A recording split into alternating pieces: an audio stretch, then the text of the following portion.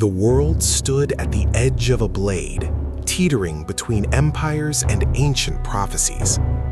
In the darkness of a Judean cave, a child drew his first breath, while emperors plotted in marble halls and queens poisoned their way to thrones. This was no quiet birth in a peaceful world. This was a declaration of war against the principalities of darkness, delivered in the most unlikely package, a helpless infant wrapped in cloth. The powers that ruled the earth had no idea that everything was about to change. Rome's iron grip stretched across the known world, enforced by legions and crucifixes. Augustus Caesar sat upon his throne, believing himself master of all he surveyed. His roads carved through mountains and deserts. His laws governed millions. His peace was bought with rivers of blood. Yet in that moment, in that forgotten corner of his empire, a greater king was born.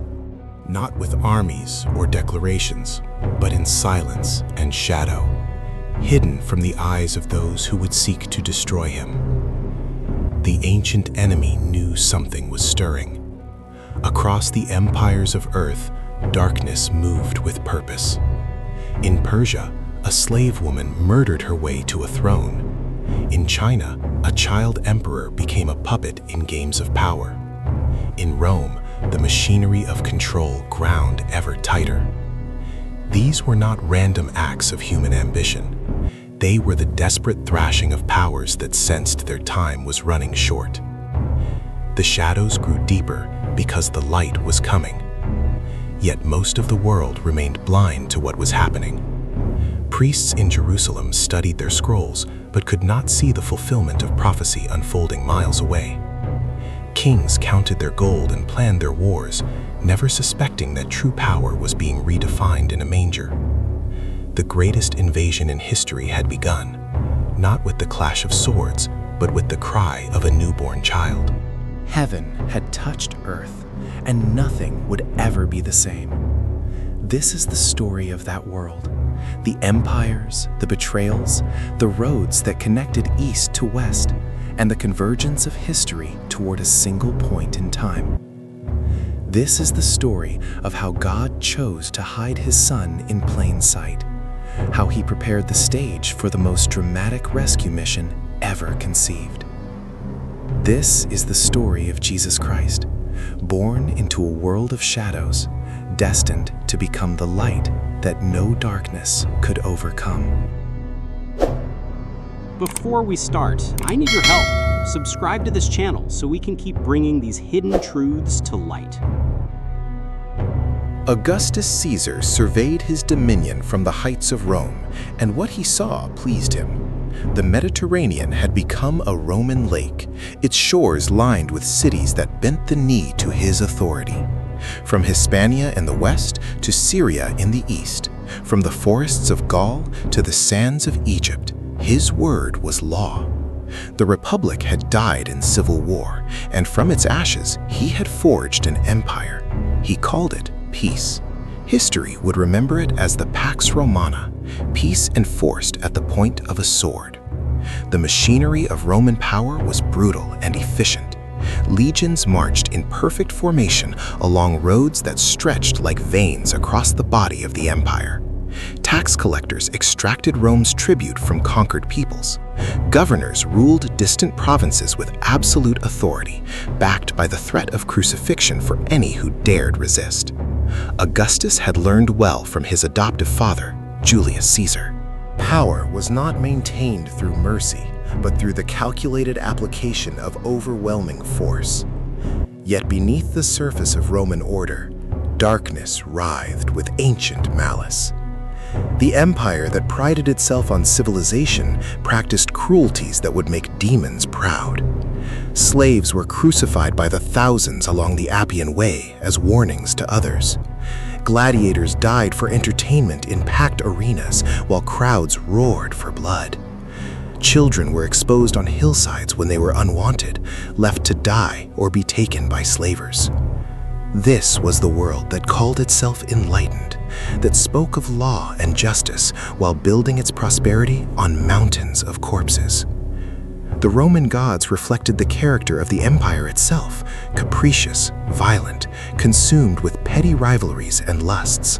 Jupiter, Juno, Mars, Venus, these deities demanded sacrifice and offered little in return, except the cold comfort that human suffering was simply the natural order of things. The Romans had adopted the Greek pantheon wholesale, changing only the names, keeping the same stories of divine treachery and cosmic indifference. It was a religion perfectly suited to an empire that valued power above all else. But Augustus had achieved something remarkable, even if he didn't understand its true significance. In crushing all opposition and unifying the Mediterranean world, he had unwittingly prepared the stage for something far greater than Roman glory. The roads he built to move his armies would carry a different kind of messenger. The peace he enforced would allow a radical new message to spread without immediate suppression. The very empire that would try to destroy Christianity was, in that moment, creating the conditions for its explosive growth. God was using Rome's strength to accomplish his purposes, and the emperor had no idea he was serving a plan written before the foundations of the world. In the east, beyond Rome's reach, another power stirred. The Parthian Empire stretched from Mesopotamia almost to India, ruling over the ancient lands of Persia with an iron fist. These were the heirs of Cyrus and Darius, the descendants of the empire that had once conquered Babylon itself. They alone among the great powers dared to stand as Rome's equal, and Rome both feared and respected them for it. Between these two giants lay a constant tension, a cold war that occasionally erupted into violence along contested borders. Phraates IV sat on the Parthian throne, having murdered his way to power in the traditional manner of Eastern despots. His hands were stained with the blood of his own father and 30 brothers, each one a potential rival eliminated with methodical cruelty. This was a man who understood power in its rawest form, who recognized that mercy was weakness and that a throne was only secure when all other claimants were dead. Rome looked at Parthia and saw a mirror of its own brutality, and in that recognition found a kind of respect. Then, Augustus made a gesture that would change everything. Seeking peace with his eastern rival, the emperor sent a gift, an Italian slave woman named Musa. She was beautiful, intelligent, and possessed of an ambition that burned like cold fire. But she was more than a gift. She was a weapon, carefully chosen and deployed. Whether she understood her purpose from the beginning or discovered it along the way, history does not record. What we know is that she did not remain a slave for long. Musa captivated the brutal king with a combination of beauty and cunning that he had never encountered before. She rose from slave to favorite wife, bearing him a son whom they named Phraates V. Now she had leverage, but leverage was not enough. The king's other sons had stronger claims to the throne by birth and tradition. So Musa played a longer game.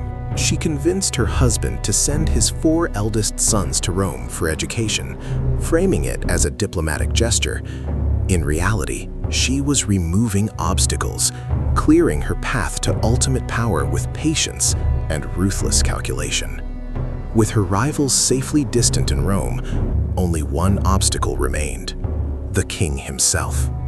One night, when he had served his purpose and his continued existence threatened her plans, Musa prepared a cup of wine. The poison was untraceable.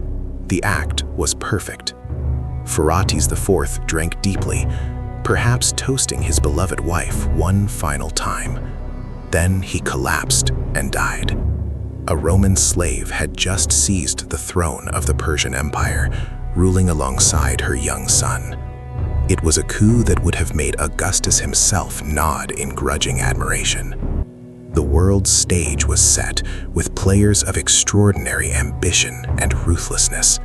And in this world of poisoned cups and murdered kings, a very different kind of power was about to be revealed.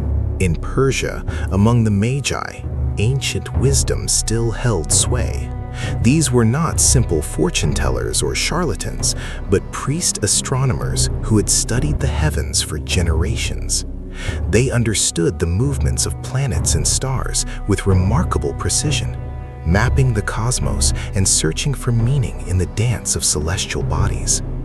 Their religion, Zoroastrianism, taught them to look for signs of cosmic conflict, the eternal struggle between light and darkness, between Ahura Mazda, the creator, and Angra Mainyu, the destroyer.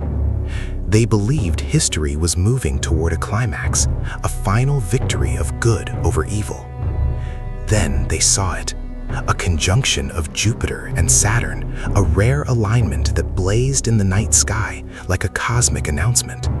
According to their calculations and ancient texts, this was no ordinary astronomical event. This was the herald of a king, a sign pointing toward Judea, toward the land of the Jews and their mysterious prophecies. The Magi understood something that most of their contemporaries missed, that truth could be found in unexpected places, that God might speak through stars and ancient scriptures, even to foreigners who did not worship in Jerusalem's temple. 3 of these priest astronomers made a decision that would take extraordinary courage. They would follow the sign, traveling hundreds of miles across deserts and through dangerous territories to find this king whose birth the heavens proclaimed. They were not Jews, had no stake in Judean politics, and stood to gain nothing material from this quest. But they were men who took knowledge seriously, who believed that some truths demanded a response, regardless of personal cost. So they assembled their caravan, gathered gifts appropriate for royalty, and set out on a journey that would take nearly 2 years. The contrast could not be more striking. In Jerusalem, priests who claimed to serve the God of Abraham studied their scrolls daily, waiting for the Messiah promised by their prophets. They knew the ancient words by heart, could debate the finest points of prophecy with scholarly precision. Yet when the sign appeared in the sky, when foreign magi came asking where the King of the Jews had been born, not one of them made the short journey to Bethlehem to investigate. They were trapped in their religious routine, their faith grown cold through centuries of waiting. They had the truth in their hands, but lacked the will to act on it. Meanwhile, the Magi pressed on, following the star with a persistence that spoke of deep conviction. They enjoyed diplomatic immunity as representatives of a great power, which granted them audience with Herod the Great, Rome's puppet king in Judea. Their question was simple, but loaded with danger. Where is he who has been born King of the Jews? They had no idea they were lighting a fuse that would lead to massacre. Herod was not born a king. Rome had appointed him. He ruled through brutality and paranoia, having already murdered members of his own family whom he perceived as threats. The news that someone had been born with a legitimate claim to his throne would drive him to desperate measures. But the Magi, innocent of political intrigue, simply wanted to worship this prophesied king. The sign in the sky had drawn them across the world, and they would not turn back until they found what they sought. After presenting their gifts, gold, frankincense, and myrrh, each carrying prophetic weight, the Magi were warned in a dream not to return to Herod. They departed by another route, slipping away into the night and leaving the paranoid king furious at being outmaneuvered. That gold they brought would soon prove essential, funding a desperate flight to Egypt when Herod's rage exploded into genocidal madness. The king ordered the execution of every male child under 2 years old in Bethlehem and the surrounding region, a massacre designed to eliminate a threat he couldn't identify. Once again, innocent blood soaked the earth because power feared losing its grip. But Jesus was already gone, spirited away to Egypt under cover of darkness. There, in the land where Moses had once fled from Pharaoh, the new Moses found temporary refuge. How long the family remained in Egypt we cannot know with certainty, but it was long enough for Herod's death to reach them, long enough for the immediate danger to pass. Then they returned, not to Bethlehem, where memories of slaughter still haunted the streets, but to Nazareth in Galilee, a village so small and insignificant that it barely registered on any map. God was hiding his son in the most obvious place imaginable, among the forgotten and overlooked. Nazareth was a village of perhaps 300 people, clustered in the hills of Galilee. To call it unremarkable would be generous. It was the kind of place that ambitious young people left at the first opportunity, dreaming of greater things in Jerusalem or the Hellenized cities of the Decapolis. Nothing of importance happened in Nazareth. No prophets had emerged from its dusty streets, no great deeds had been performed within its boundaries. Later, when Jesus began his ministry, Nathanael would capture the general opinion perfectly. Can anything good come from Nazareth? It was the ancient equivalent of a backwater, a nowhere town for nobodies. Yet Nazareth held a secret that most of its residents never suspected. Just 6 kilometers away, less than an hour's walk, ran the Via Maris, one of the most important trade routes in the ancient world. This way of the sea connected Egypt to Mesopotamia, linking the great empires and serving as a junction point with the legendary Silk Road that stretched all the way to China. Caravans passed constantly, carrying silk from the east, spices from Arabia, glass from Rome, and ideas from everywhere. The boy Jesus didn't grow up isolated from the world. He grew up watching it parade past, hidden in plain sight, just off the main highway of civilization. From the hills above Nazareth, a young Jesus could see the valley of Megiddo, Armageddon, the stage where prophets said the final battle would be fought. An hour's walk in another direction brought you to Sepphoris, a cosmopolitan city where Herod Antipas was building a jewel of Hellenistic culture, complete with theaters, markets, and Roman villas. It's likely that Joseph, working as a craftsman, took contracts in Sepphoris, and that Jesus worked alongside him, encountering people from across the empire, hearing languages from every corner of the known world. God was preparing his son not in isolation, but in engagement with the full scope of human culture and empire. The hidden years were not wasted.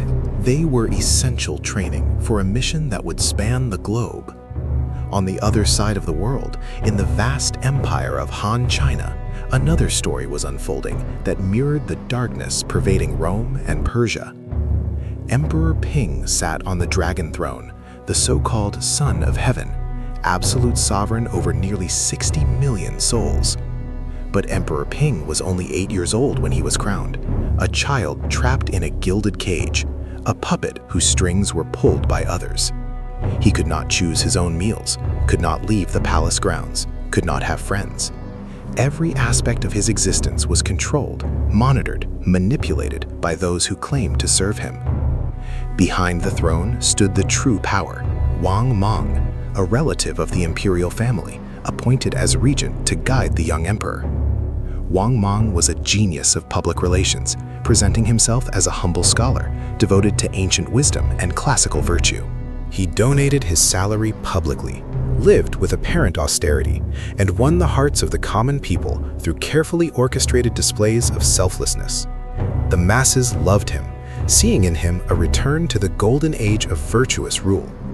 But it was all performance, a mask hiding ambitions as ruthless as any despot in history. While smiling benevolently in public, Wang Mang was systematically eliminating every potential rival. His methods were subtle: quiet exiles, suggestions that certain nobles should do the honorable thing and take their own lives, promotions for allies, and isolation for enemies.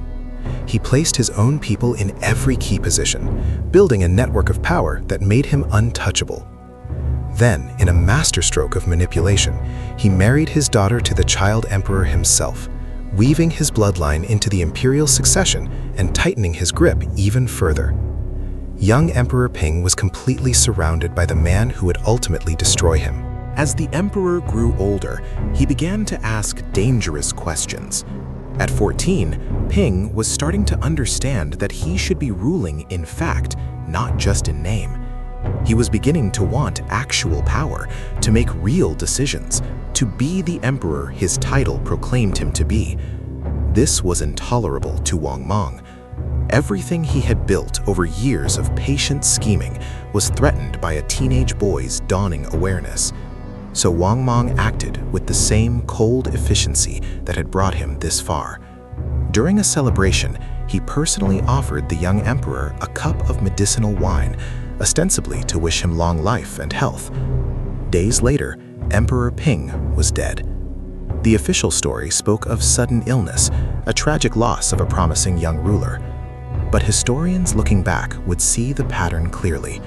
Another cup of poisoned wine, another throne cleared for a usurper's ambition. Wang Mang dropped his mask of humility and seized power directly, proclaiming himself emperor and founding the Qin dynasty. His reforms were radical, but his rule was brief, barely 15 years before he died at the hands of an angry mob. Yet his story illustrates the universal nature of human corruption, how power corrupts regardless of culture or geography. From Rome to Persia to China, the pattern repeated: murder, betrayal, thrones built on corpses. Into this world of darkness, a different kind of king was growing up in obscurity, learning a carpenter's trade in a forgotten village. The ancient world was far more connected than most realize. Ideas, goods, and even diseases traveled along networks of trade routes that spanned continents. The most famous of these was the Silk Road, a web of paths stretching 8,000 kilometers from China to Rome. Its name came from Chinese silk, that miraculous fabric so valuable that the Roman Senate tried to ban it because it was draining the empire's gold reserves. But silk was only one of countless treasures that moved along these routes, changing hands dozens of times on journeys that could take more than a year. Picture the caravans, hundreds of camels trudging through endless deserts, their loads including silk from China, spices from India, incense from Arabia, ivory from Africa, glass from Rome, and precious stones from Persia. Few merchants made the complete journey from one end to the other. Instead, goods passed through many hands, each middleman taking his profit, each city along the route enriching itself through trade. The Silk Road was not a single path, but a vast network, with branches reaching into India, Persia, Central Asia, and beyond. It was the internet of the ancient world, connecting disparate civilizations in a web of commerce and cultural exchange. But the most important cargo traveling these routes was invisible: ideas. Buddhism made its way from India to China along the Silk Road, fundamentally transforming Chinese spirituality and culture. Babylonian astronomy and mathematics spread westward, influencing Greek and Roman science. News of wars, natural disasters, and political upheavals could travel from one end of the known world to the other in a matter of weeks. For the first time in human history, a message could originate in Rome and reach China, or vice versa, within a time frame that made genuine intercultural dialogue possible.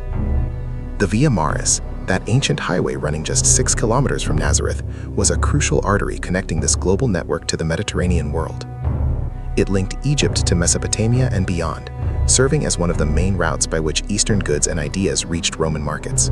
Standing on the hills above Nazareth, Jesus could watch the constant flow of humanity. Merchants, soldiers, pilgrims, slaves, all moving along the great highway. He was growing up at a crossroads of civilization, exposed to the full diversity of human culture and commerce. This matters enormously for understanding what came later. Jesus did not grow up isolated from the wider world, ignorant of other cultures and perspectives. He grew up watching global trade in action, seeing Roman legions march past, hearing languages from across the empire and beyond. He saw wealth and poverty in stark contrast, witnessed the machinery of imperial power, observed the desperation of those ground under by systems of oppression. When he later spoke of kingdoms and power, of masters and servants, of the last being first and the first being last, he was not speaking abstractly. He had watched how the world actually worked, had seen the reality behind the facades of civilization and religion. God had hidden his son in a place where he could observe everything while being noticed by no one. The perfect preparation for a mission that would turn the entire world upside down. 30 years passed in relative silence. Jesus worked as a carpenter, likely in Sepphoris alongside his earthly father Joseph. He learned the Torah, observed the Sabbath, lived a life that appeared ordinary to all who knew him. But when he reached the age of 30, the age when Jewish men could begin teaching with authority, everything changed. The time of preparation was over. The mission was about to begin. And it would start not with a grand proclamation in Jerusalem's temple, but in the wilderness with a wild prophet who ate locusts and wore camel hair. John the Baptist was crying out in the desert of Judea, calling people to repentance and baptizing them in the Jordan River. This was not gentle, comfortable religion. John's message was fire and urgency. Repent, for the kingdom of heaven is at hand. He called the religious leaders a brood of vipers, warned that God's judgment was coming like an axe laid to the root of trees, promised that one was coming after him who would baptize not with water, but with the Holy Spirit and fire. Crowds came out to hear him, drawn by his uncompromising message and the sense that something significant was breaking into their world. Then Jesus came to the Jordan to be baptized. John recognized him, tried to refuse. "I need to be baptized by you, and you come to me?" But Jesus insisted. This was necessary to fulfill all righteousness, to identify completely with the humanity he had come to save. So John baptized him there, in the Jordan, at the lowest point on earth, 430 meters below sea level. The symbolism is profound. Jesus was baptized at the same spot where Joshua had led Israel into the promised land, the same place where Elijah had been taken up to heaven. History and prophecy converged at that moment in the muddy waters of a river that marked both endings and beginnings. As Jesus emerged from the water, the heavens opened. The Spirit descended like a dove, and the Father's voice spoke audibly. "This is my beloved Son, in whom I am well pleased." The Trinity revealed in a moment of confirmation and commissioning. But there was no time for celebration. Immediately, the Gospel of Mark emphasizes this word. The Spirit drove Jesus into the wilderness, not led gently, but driven with force and urgency. The mission was beginning, and it would start with confrontation against the ancient enemy who had corrupted humanity from the beginning. For 40 days and 40 nights, Jesus fasted in the Judean wilderness, that desolate landscape of rock and sand where nothing grows and death waits patiently. There, weakened by hunger, he was tempted by Satan himself. The devil offered him shortcuts. Turn stones to bread.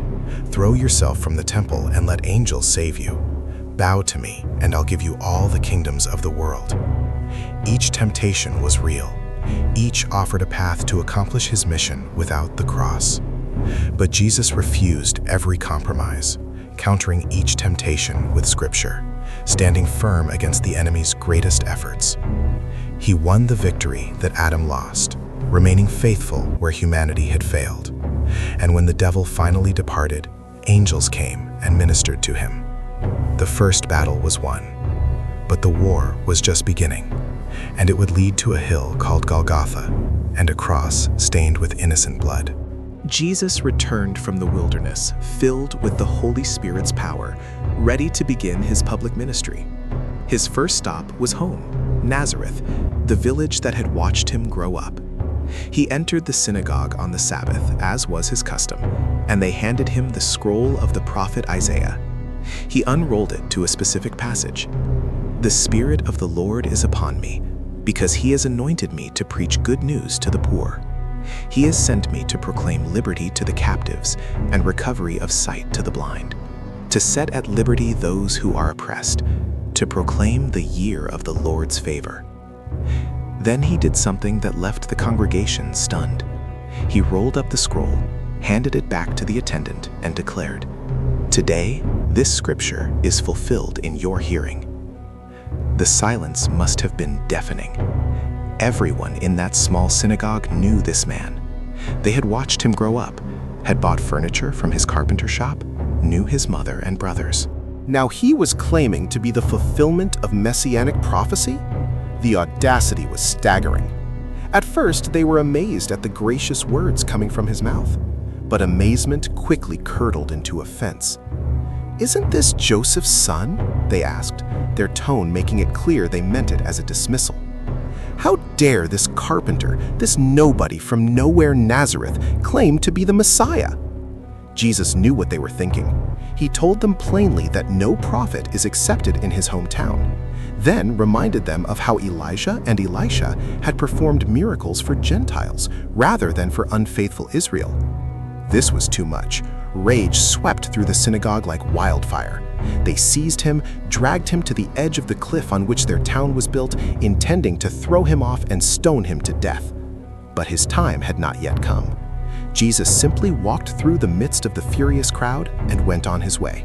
He would never return to Nazareth again. The rejection was complete and final.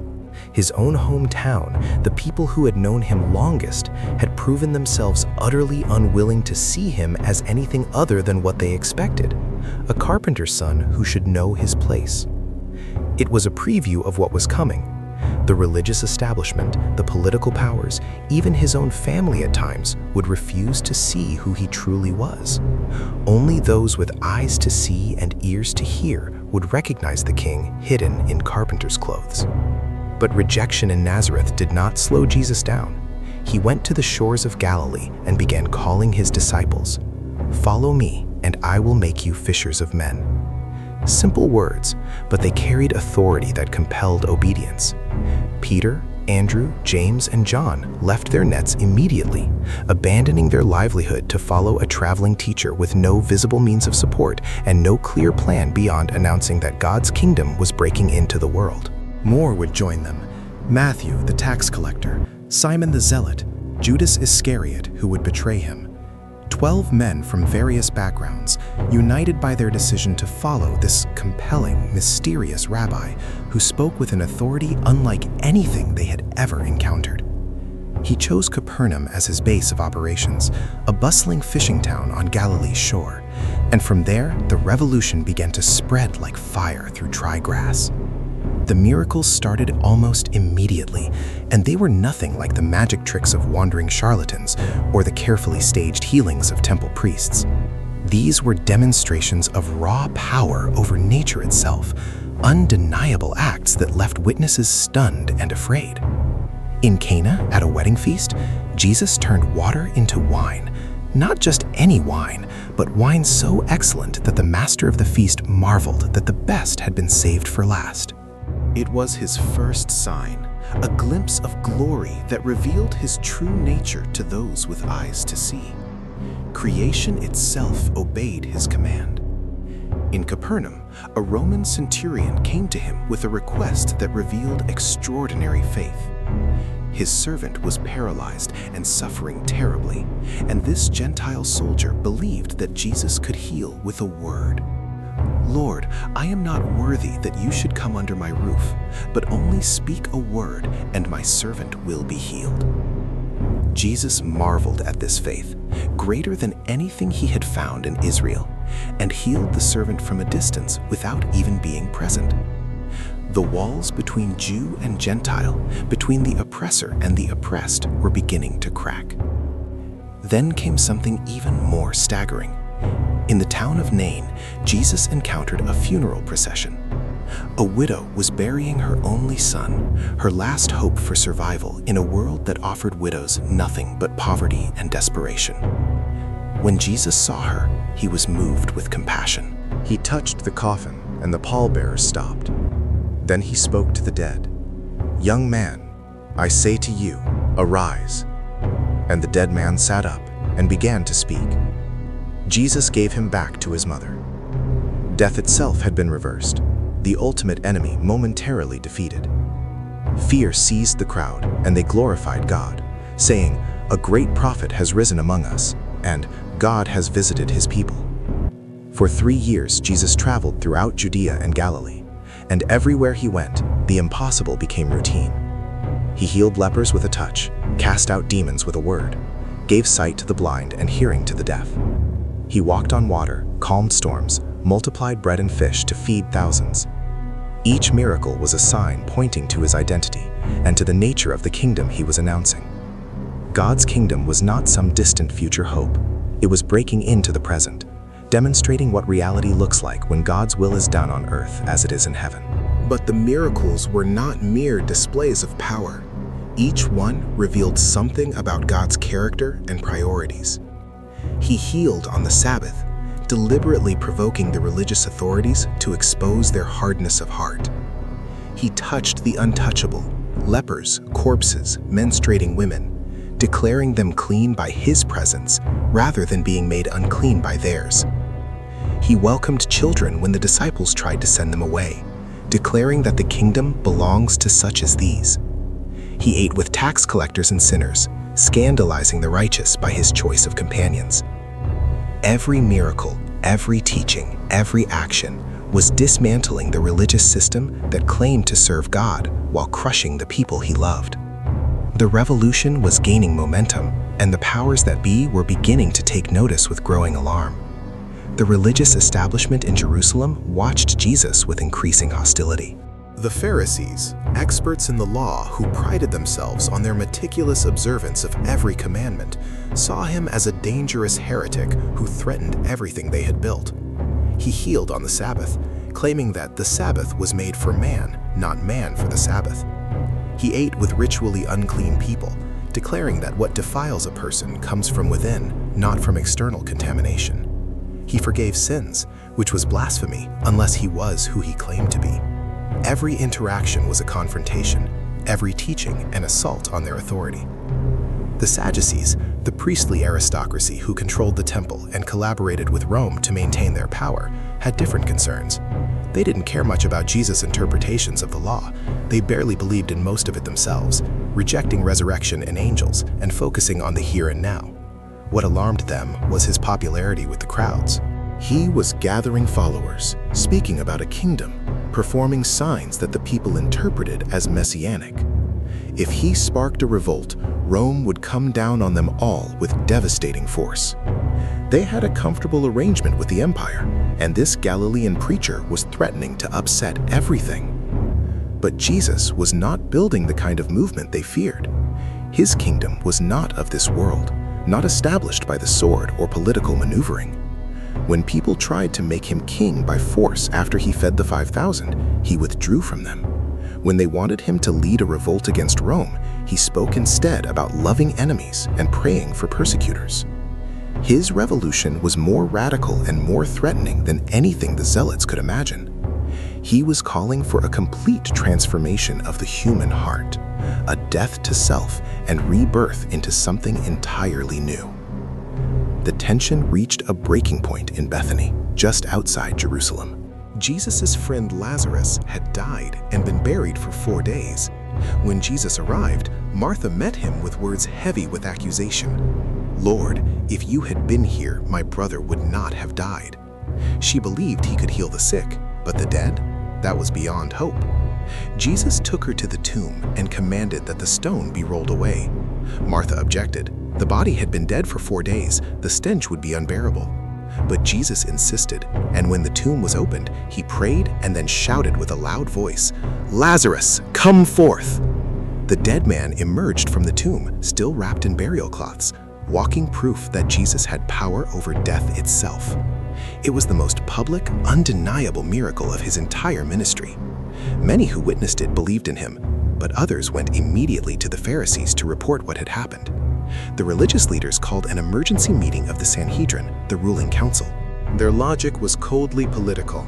If we let him go on like this, everyone will believe in him, and the Romans will come and take away both our place and our nation. Caiaphas, the high priest, spoke the words that would seal Jesus' fate. "It is better that one man die for the people than that the whole nation perish." From that day forward, they plotted to kill him. The storm that had been gathering was about to break with terrible fury, and Jesus walked straight into it with open eyes, knowing exactly what awaited him in Jerusalem. Jerusalem was packed with pilgrims for Passover, the feast commemorating Israel's liberation from slavery in Egypt. The city's normal population swelled to several times its usual size, with Jews from across the Roman Empire and beyond coming to celebrate in the Holy City. The atmosphere was thick with expectation and nationalist fervor.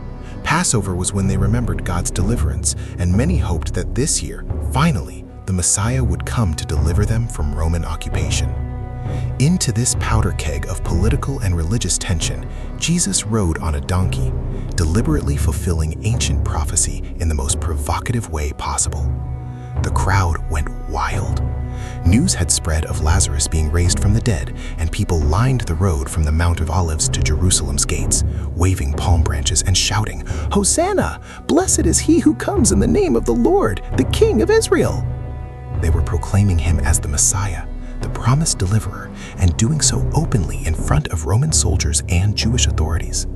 The Pharisees said to one another in despair, "Look, the world has gone after him." But they didn't understand what kind of king he was, or what kind of kingdom he was establishing. Within days, many of these same people would be shouting, "Crucify him." Jesus spent the week teaching in the temple courts, engaging in increasingly hostile confrontations with the religious leaders. They tried to trap him with questions about paying taxes to Caesar, about the resurrection, about which commandment was the greatest. Each time, he turned their traps back on them, exposing their hypocrisy and the emptiness of their religion. He told parables that clearly identified them as the villains, wicked tenants who killed the landowner's son, whitewashed tombs that looked beautiful outside, but were full of dead men's bones inside. He pronounced woes upon them. "Woe to you, scribes and Pharisees, hypocrites!" The confrontation could not have been more direct or more dangerous. Then came the final night. Jesus gathered his disciples in an upper room to celebrate the Passover meal. But he transformed the ancient ceremony, giving it new meaning. He took bread, broke it, and said, "This is my body, which is given for you." He took the cup of wine and said, "This is my blood of the new covenant, which is poured out for many for the forgiveness of sins." He was instituting a new exodus, a new deliverance, but it would come through his death, not through military victory. The disciples didn't fully understand, even when he told them plainly that one of them would betray him. Judas Iscariot had already made his decision. He had gone to the chief priests and agreed to hand Jesus over to them for 30 pieces of silver, the price of a slave, an insult that revealed what they truly thought of him. After taking the bread that Jesus offered him, Judas left the upper room and went out into the night. John records it simply, "And it was night." Yes, it was night. Not just the darkness of evening, but the spiritual darkness of betrayal and evil unleashed. Satan had entered into Judas, and the final act of the drama was about to begin. Jesus knew everything that was coming: the betrayal, the trials, the torture, the cross. Yet he walked toward it willingly, because this was why he had come. The Lamb of God was about to be sacrificed, and through his death, the world would be offered life. Everything that had happened since his birth in Bethlehem had been leading to this moment, to this night, to the cross that waited on a hill outside Jerusalem's walls. After the meal, Jesus led his disciples to a garden called Gethsemane on the Mount of Olives, a place he often went to pray. But this night was different from all other nights. Jesus was deeply troubled, and he told his closest disciples, Peter, James, and John, "My soul is very sorrowful, even to death. Remain here and watch with me." Then he went a little farther and fell on his face, praying with an intensity that the gospel writers struggle to capture. "Father, if it is possible, let this cup pass from me. Nevertheless, not as I will, but as you will." The cup he spoke of was not merely death, though crucifixion was the most torturous execution the Romans had devised. It was something far worse: the cup of God's wrath against sin, the accumulated judgment for all the evil of humanity throughout history. Jesus, who had never sinned, who was perfectly innocent, was about to become sin itself, to take upon himself the guilt and punishment that humanity deserved. The weight of this was crushing him, and Luke records that his sweat became like great drops of blood falling to the ground. This was no serene acceptance of fate. This was agony beyond human comprehension. 3 times he prayed the same prayer, and 3 times he returned to find his disciples sleeping. "Could you not watch with me 1 hour?" he asked Peter, who who had boasted just hours before that he would die with Jesus rather than deny him. But they couldn't even stay awake. The spirit was willing, but the flesh was weak. They had no idea what was happening, no sense of the cosmic battle being waged in that garden. Jesus was fighting alone, wrestling with the horror of what lay ahead, while his closest friends slept through his darkest hour. An angel appeared to strengthen him, but no reprieve came. The cup would not pass. There was no other way to accomplish redemption, no shortcut that would avoid the cross. Jesus rose from prayer, his decision made, his resolve hardened. "Rise, let us be going," he told his disciples. "See, my betrayer is at hand." Torches appeared through the trees, and a crowd approached, led by Judas. The betrayer had agreed on a sign. Whomever he kissed, that was the man they should arrest. And Judas walked up to Jesus and kissed him. "Friend," Jesus said, "do what you came to do." The disciples finally woke up to the danger. Peter drew a sword and struck the high priest's servant, cutting off his ear. But Jesus rebuked him. "Put your sword back in its place. Do you think I cannot appeal to my Father, and he will at once send me more than 12 legions of angels?" This was not a failed plan, not a situation spiraling out of control. This was exactly what needed to happen. Jesus touched the servant's ear and healed him. His last miracle before the cross was an act of mercy toward his enemies. Then he allowed himself to be arrested. The soldiers bound him and led him away, while his disciples fled into the night. Peter followed at a distance, trying to maintain his courage. But before the night was over, he would deny even knowing Jesus 3 times, just as Jesus had predicted. The Garden of Gethsemane became the place where Jesus accepted the cup of suffering, where he surrendered his will completely to the Father's plan, no matter the cost. The arrest was not a defeat. It was the beginning of victory, though it would look like utter disaster to everyone watching.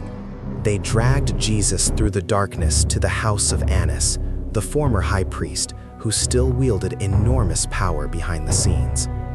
This was the first of 6 trials Jesus would endure in less than 12 hours, a judicial marathon designed to give a veneer of legality to what was essentially a lynching. Every rule of Jewish law was about to be broken. Trials at night were forbidden. Trials during Passover were forbidden. Execution on the same day as the verdict was forbidden. But the religious leaders were beyond caring about their own laws. They had decided Jesus must die, and they would twist every regulation necessary to make it happen. Annas questioned Jesus about his disciples and his teaching, fishing for something incriminating. But Jesus gave him nothing. "I have spoken openly to the world. I have always taught in synagogues and in the temple, where all Jews come together. I have said nothing in secret. Why do you ask me?" "Ask those who have heard me what I said to them." It was a perfectly reasonable response, but it earned him a violent blow to the face from one of the officers standing by. "Is that how you answer the high priest?" the man demanded.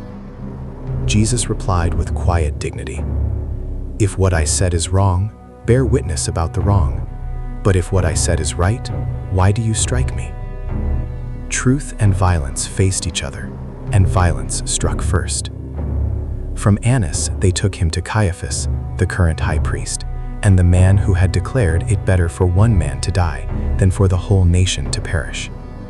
The Sanhedrin was hastily assembled. A kangaroo court convened in the middle of the night. They brought false witnesses who contradicted each other, trying to build a case but failing because their testimonies didn't align. Finally, Caiaphas cut through the charade. He stood and demanded, "I adjure you by the living God, tell us if you are the Christ, the Son of God." It was the question that mattered, the issue at the heart of everything. Jesus could have remained silent, could have deflected or evaded. Instead, he answered clearly, "You have said so. But I tell you, from now on you will see the Son of Man seated at the right hand of power and coming on the clouds of heaven." The reaction was immediate and explosive. Caiaphas tore his robes, a dramatic gesture indicating that blasphemy had been spoken. He has uttered blasphemy. What further witnesses do we need? You have now heard his blasphemy. What is your judgment?" And they all condemned him as deserving death. Then the abuse began in earnest. They spit in his face, struck him with their fists, slapped him, and mocked him. "Prophesy to us, you Christ! Who is it that struck you?" The religious leaders, the supposed guardians of God's law and holiness, revealed themselves as savage as any pagan mob. They had what they wanted, a confession of divinity that they could call blasphemy. But they couldn't execute him themselves. Roman law reserved that authority for the governor. So as dawn broke over Jerusalem, they bound Jesus and took him to Pontius Pilate. Pilate was a brutal man, even by Roman standards, known for his contempt of the Jews and his willingness to use violence to maintain order. But he was also politically astute, and he immediately recognized this situation as a trap. The Jewish leaders brought Jesus to him with accusations that were carefully crafted for Roman ears, not blasphemy, which Rome didn't care about, but sedition. "We found this man misleading our nation and forbidding us to give tribute to Caesar, and saying that he himself is Christ, a king." They were accusing Jesus of crimes against Rome, of being a revolutionary who threatened imperial authority. Pilate questioned Jesus, "Are you the king of the Jews?" Jesus answered, "My kingdom is not of this world." Pilate found no guilt in him and tried to release him, but the crowds, stirred up by the chief priests, would not allow it. The governor was caught between his knowledge of Jesus' innocence and his fear of the mob. And fear, as always, won.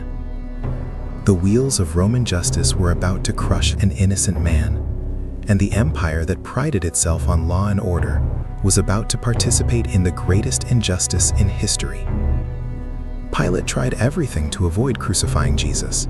He sent him to Herod Antipas, hoping the Galilean ruler would take responsibility. But Herod just mocked Jesus and sent him back. He offered to release one prisoner for Passover, giving the crowd a choice between Jesus and Barabbas, a known murderer and insurrectionist. Surely they would choose Jesus. But the chief priests worked the crowd into a frenzy, and they shouted for Barabbas. "What shall I do with Jesus who is called Christ?" Pilate asked. "Crucify him!" they roared back. "Why? What evil has he done?" But they only shouted louder, "Crucify him! Crucify him!" Pilate ordered Jesus flogged, hoping the brutality would satisfy the crowd's bloodlust. Roman flogging was a torture that often killed its victims before they reached the cross. The whip had multiple leather strands, each tipped with pieces of bone or metal that tore flesh with every stroke. Jesus was stripped and tied to a post, his back fully exposed. The soldiers beat him until his back was shredded, blood flowing freely, flesh hanging in strips. Then they mocked him, weaving a crown from thorn branches and jamming it onto his head, dressing him in a purple robe and hailing him as King of the Jews, before spitting on him and striking him repeatedly with a staff. Pilate brought him out before the crowd, hoping the sight of this broken, bleeding man would evoke mercy. "Behold the man," he declared. But the chief priests and their servants shouted all the louder, "Crucify him! Crucify him!" Pilate made one last attempt. "Shall I crucify your king?" The chief priests gave the answer that revealed the depth of their apostasy. "We have no king but Caesar." The people who claimed to serve the God of Abraham, Isaac, and Jacob had just declared their allegiance to a pagan emperor. Pilate washed his hands in a theatrical gesture of innocence and handed Jesus over to be crucified. The soldiers loaded the crossbeam onto Jesus' shredded shoulders and forced him to carry it through Jerusalem's streets. He was so weakened by blood loss and beating that he collapsed under the weight. They grabbed a man from the crowd, Simon of Cyrene, who was just passing by, and forced him to carry the cross the rest of the way. The procession made its way to Golgotha, the place of the skull, a rocky hill outside the city walls, where Rome performed its public executions. It was designed to be visible, a warning to anyone who might consider rebelling against imperial authority. At 9 in the morning, they nailed Jesus to the cross. They drove spikes through his wrists and feet, then raised the cross and dropped it into a hole in the ground, sending shockwaves of agony through his body. Above his head, they placed a sign in 3 languages, Aramaic, Latin, and Greek, so everyone could read it. Jesus of Nazareth, the King of the Jews. The chief priests objected, wanting it changed to, "He said, I am King of the Jews." But Pilate refused. "What I have written, I have written." Even in crucifying him, Rome was proclaiming a truth deeper than Pilate knew. They divided his garments among them, casting lots for his seamless tunic. 2 criminals were crucified with him, one on each side. And the crowds mocked him. "He saved others, he cannot save himself.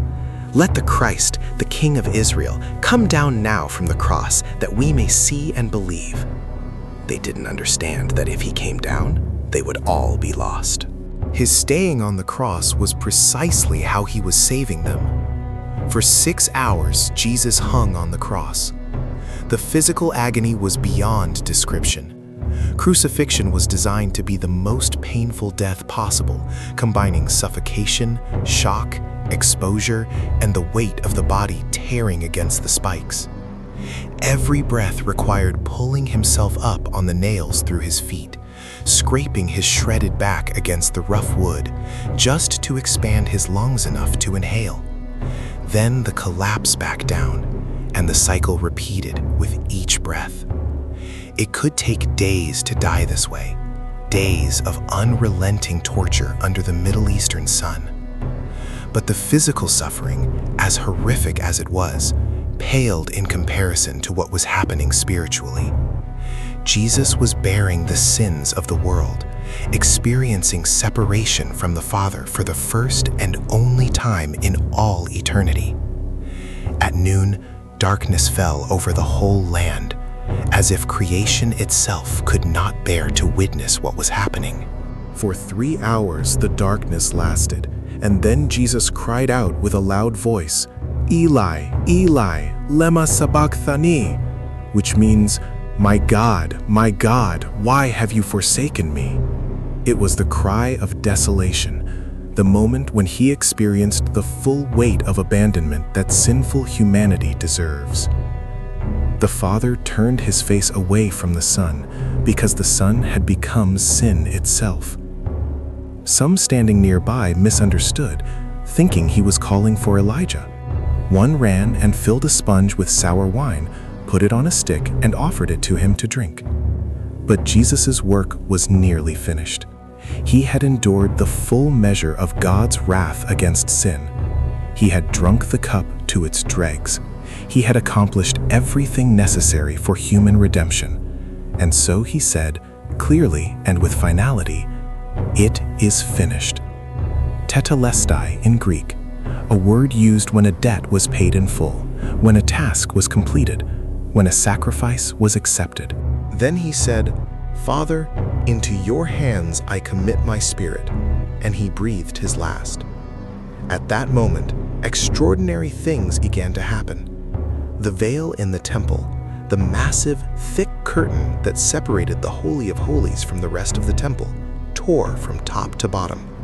Not from bottom to top, which human hands might do, but from top to bottom, torn by God himself. The barrier between God and humanity was removed. Access to the Father was now open to all who would come through the Son. The earth shook, rocks split open, and tombs broke apart. Some of the dead saints were raised and later appeared to many in Jerusalem. Even the Roman centurion who oversaw the crucifixion, a pagan who had witnessed countless executions, was moved to declare, "Truly this was the Son of God." The Jewish leaders, having accomplished their goal, wanted the bodies taken down before Sabbath began at sunset. They asked Pilate to have the legs of the crucified broken, which would prevent them from pushing up to breathe and would cause rapid death by suffocation. The soldiers broke the legs of the 2 criminals, but when they came to Jesus, he was already dead. To make sure, one soldier thrust a spear into his side, and immediately blood and water flowed out, a sign that his heart had ruptured. Not a bone of his body was broken, fulfilling prophecy. Joseph of Arimathea, a secret disciple who was a member of the Sanhedrin, found the courage to ask Pilate for Jesus' body.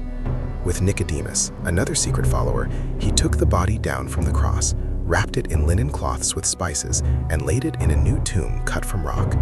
They rolled a large stone across the entrance and departed. The disciples were scattered and broken, hiding in fear. The women who had followed Jesus wept inconsolably. Everything seemed to be over. The revolution appeared to have ended in complete defeat. The darkness had won, or so it seemed to every human observer. But Sunday was coming, and nothing would ever be the same again. The tomb was sealed and guarded.